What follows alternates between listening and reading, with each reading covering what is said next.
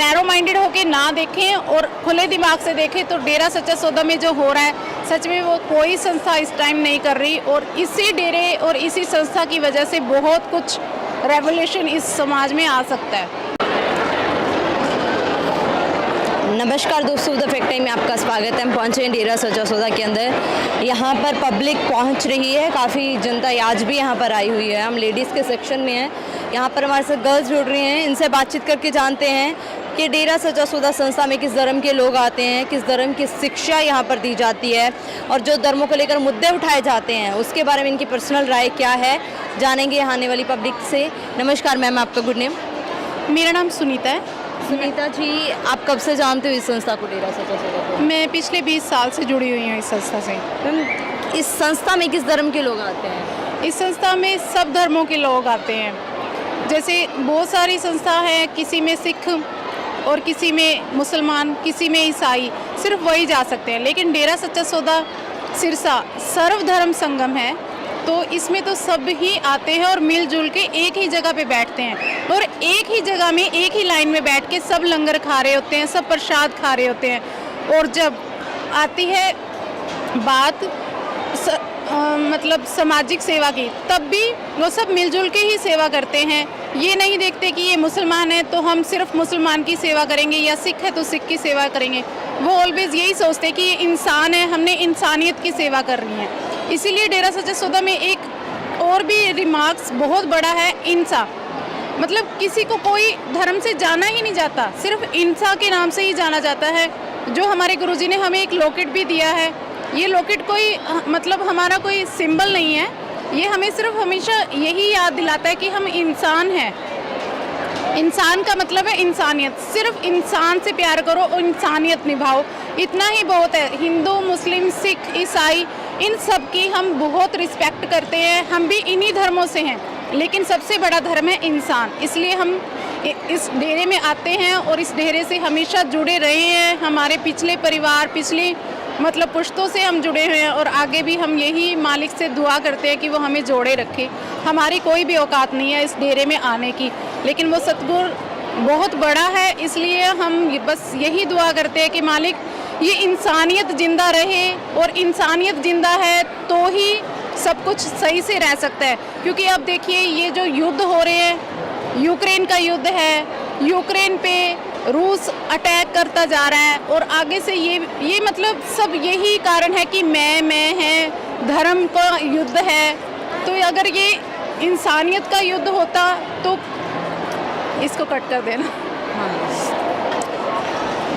क्या बोलना चाहिए, मेरी लाइन अटैक हो गई है। मैम, आपको क्या लगता है, मतलब इस आश्रम में शिक्षा क्या दी जाती है? मतलब किस धर्म से रिलेटेड रहती है, क्या शिक्षा होती है? किसी पर्टिकुलर धर्म की है, क्या है? मैं यहीं के शिक्षा स्थानों में पढ़ी हूँ अब तक। मैंने MBA की है यहाँ से, और मैं आज गर्व से कह सकती हूँ सतगुरु की रहमत से कि मैं एक बिजनेस वूमेन भी हूँ, सक्सेसफुल वो भी। तो मैंने आज तक यही पाया है यहाँ के शिक्षण स्थानों में भी कि कभी भी यहाँ पर हिंदू, मुस्लिम, सिख, ईसाई, इन धर्मों का हमेशा मतलब हमें सम्मान करना ही सिखाया गया। कभी भी ये नहीं कहा गया कि मंदिर में जाके माथा नहीं टेकना, या अपने किसी भी गुरुद्वारे में नहीं जाना, या फिर ये कहा गया हो कि मस्जिद में नहीं जाना। नहीं, पिताजी ने, गुरुजी ने हमेशा यही बताया कि बेटा सब धर्म इस दुनिया पे हैं तो सबका सम्मान करना हमारा एक कर्तव्य है बहुत बड़ा। हमेशा यही सिखाया गया हमें। कभी किसी धर्म या किसी व्यक्ति के लिए संत जी ने अलग तरीके से बात करी हो? नहीं, बल्कि तो हमें तो धर्मों की समझ ही कहाँ थी। जैसे मैं हिंदू धर्म से हूँ, मुझे सिख धर्म का नहीं पता था। मतलब एक अलग सा पार्ट था जो हमें दूसरों के अगेंस्ट करता है।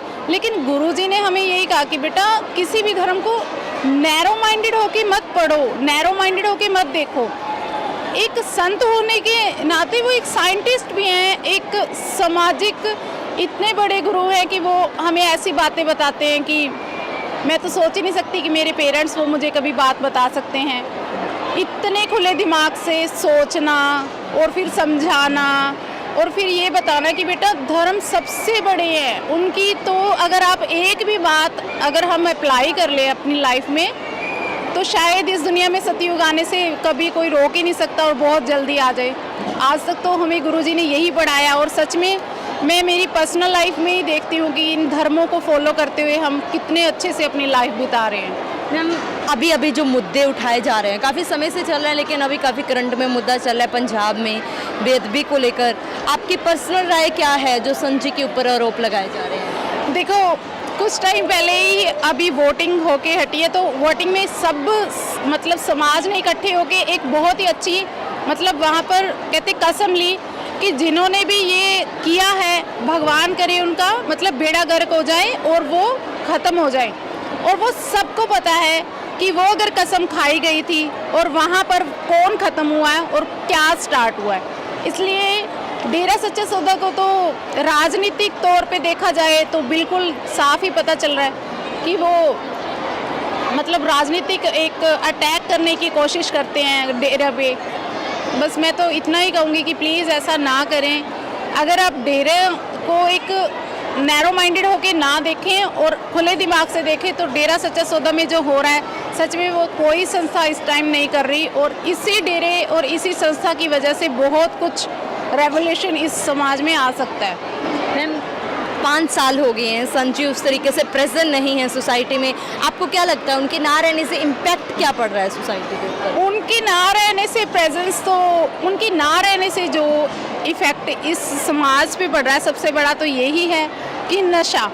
गुरुजी आए हफ्ते इतने लोगों को बिना किसी एक भी रुपया लिए नशा छुड़ाते थे। और आज की किसी भी माँ बहन बेटी को पूछ सकते हो कि उनके घर में जो 13 साल से लेके अप टू 13 साल कितनी भी एज आगे हो जाए कि जो लोग बच्चे से लेके मतलब बूढ़े तक नशा कर रहे हैं उनके घर में अब क्या कंडीशन है। जब गुरुजी थे आए महीने 50,000, 60,000, 70,000 और भंडारों पे तो इससे भी ज़्यादा मतलब 1-1 लाख एक हफ्ते में अगर वो नशा छुड़ा रहे थे तो मेरे को नहीं लगता ये समाज के लिए बुरा था, बहुत अच्छा था। और जो अब हो रहा है वो हम सबको पता है। ज़रूरत है सोसाइटी को बहुत ज़्यादा। अगर वो मतलब कुछ टाइम और नहीं आते ना तो इसका इफ़ेक्ट लोग मुंह से बोल बोल के बताएंगे कि गुरुजी को आना ही है, सिर्फ उनकी वजह से ही समाज सुधर सकता है। मैम एक और दूसरे आरोप भी उनके ऊपर बहुत लगाए गए। 2017 में भी काफ़ी बातें उठाई जा रही थी उनके ऊपर, मीडिया में भी इवन।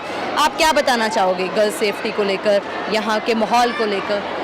गर्ल सेफ्टी को लेके तो वही लोग बोलते हैं जो डेरे में आते ही नहीं हैं। जो आते हैं वो कभी नहीं बोलते कि यहाँ पर गर्ल्स की सेफ्टी नहीं है, यहाँ पर मतलब वुमेन्स को रिस्पेक्ट नहीं दी जाती। हम तो देखो, अब मेरी तरफ ही देखो, मेरे फेस की तरफ देखोगे तो आपको यही पता चलेगा कि सच में मैं दुनिया का सबसे सेफेस्ट यहाँ पर समझती हूँ अपने आप को कि सबसे ज़्यादा सेफ मैं इसी ही डेरे में आगे होती हूँ, फील करती हूँ। और सड़क पे निकल जाएं तो सबको ही पता है लड़कियों का क्या हाल है, कितना कौन इज्जत से देखता है।